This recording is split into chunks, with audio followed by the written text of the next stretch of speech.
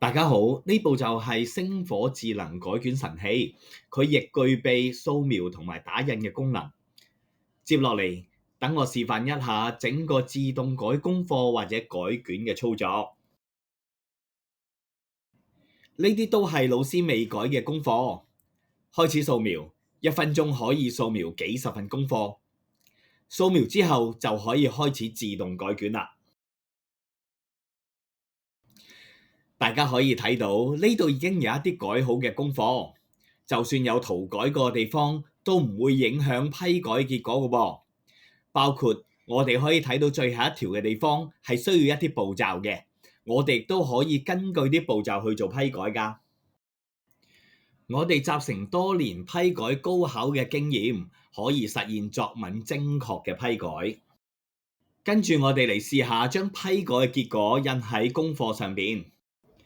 我哋係模擬真人嘅筆跡，睇起上嚟就同老師改係冇分別。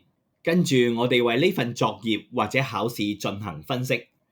同學一般嘅問題就集中響5、10同埋12題。知識嘅掌握度亦可以分析出嚟。綠色代表掌握，黃色要再努力，紅色就係未如理想啦。右手邊仲分析咗學生嘅核心素養添。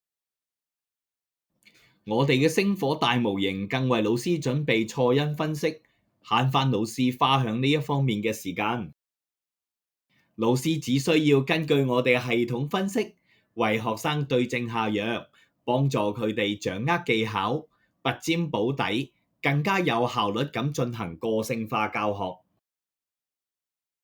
我哋嘅系統已經可以根據每個同學嘅情況，建議個性化嘅練習。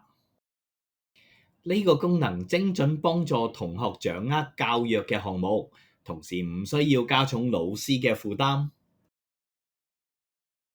打印出嚟嘅係個別學生嘅報告，上面係作業嘅成績，而下邊就係根據學生情況嘅優化建議。